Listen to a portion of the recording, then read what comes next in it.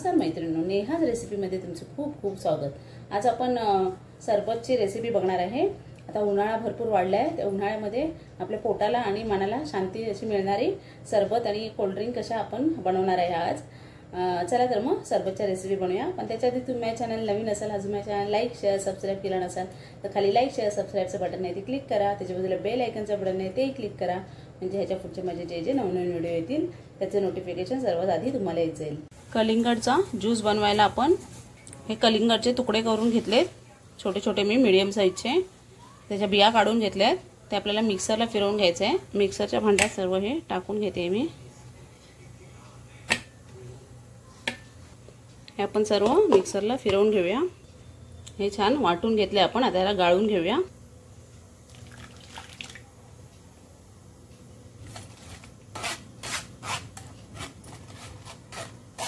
Juice आपला ready आहे, सर्व करूया आपण ग्लासामध्ये।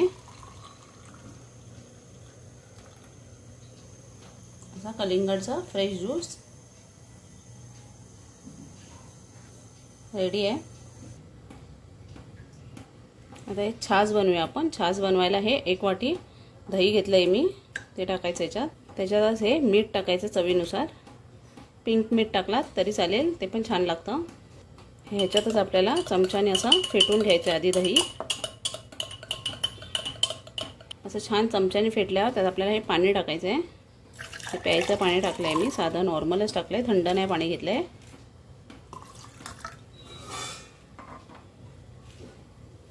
आपला छास बटर मिल्क रेडी आहे। अर्धा चमचा जिरा पूड टाकते मी।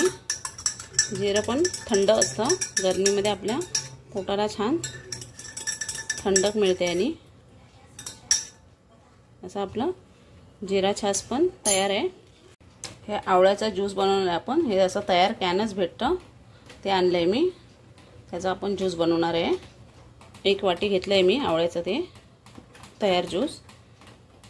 आवळ्याचा ज्यूस हा आपल्या केसासाठी चांगला असतो। 1 ग्लास पाणी टाकते त्यात, त्याने आपले केस ग्रे होत नाहीत लवकर। सकाळच रिकामी पोटी पण आवळ्याचा ज्यूस घेतला तरी चांगला असतो आपल्या शरीरासाठी तो। असा आवळ्याचा ज्यूस आपला रेडी आहे। त्यात शुगर वगैरे साखर वगैरे सर्व मिक्स आहे, फक्त पाणी घालूनच ते मिक्स करायचं असतं। थंड पाणी पाहिजे असेल तर थंड घेतलात तरी चालेल, किंवा बर्फाचे थोडे खडे टाकले तरी। असा आवळ्याचा ज्यूस रेडी आहे। कोकम सरबत बनवायला हे कोकमाचा रस काढलाय मी। कोकम गरम पाण्यात भिजत घालायचं आहे आणि आपल्याला त्याचा रस काढून घ्यायचा आहे, तो काढलाय मी अर्धी वाटी। आता तयार पण कोकम सरबत भेटतं, त्यात सर्व गूळ वगैरे सर्वच मिक्स असतं। त्यात मी हे पिंक सॉल्ट टाकते आणि शुगर सिरप बनवलंय मी। 1 चमचा मोठा साखर टाकलेली भिजत, त्यात पाणी घातलंय फक्त, ते टाकणार आहे मी 1 चमचा। 1 ते 1.5 चमचा टाका, जसं तुम्हाला गोड आवडतं। त्यात पाणी घालायचं आहे।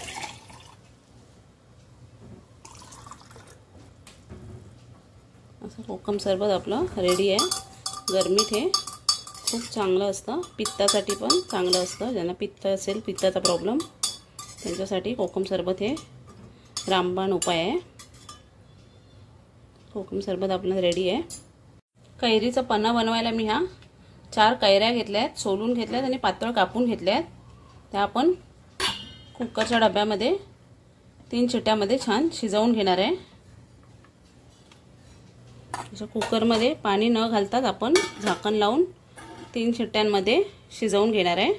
आपली 3 शिट्ट्यांमध्ये छान शिजले, त्याला स्मॅश करून घेऊया गरम गरम असतानाच। पावभाजीच्या स्मॅशरने स्मॅश केला तरी चालेल। त्याच्यात आपण गूळ घालूया। हा गूळ घेतलाय मी, बारीक कापून घेतलाय।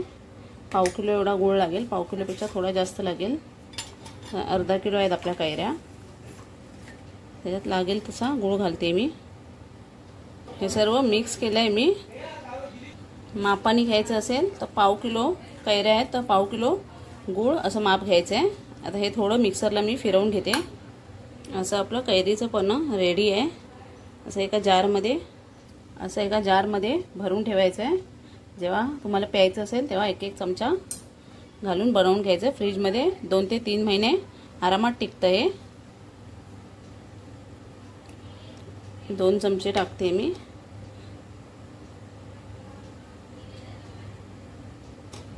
त्याच्यात हे पाणी टाकायचं आहे.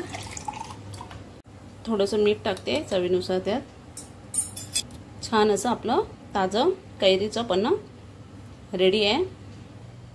असे आपले 5 उन्हाळा स्पेशल ड्रिंक रेडी आहेत. कसे वाटले तुम्हाला हे सगळे ड्रिंक कमेंटमध्ये मला नक्की कळवा.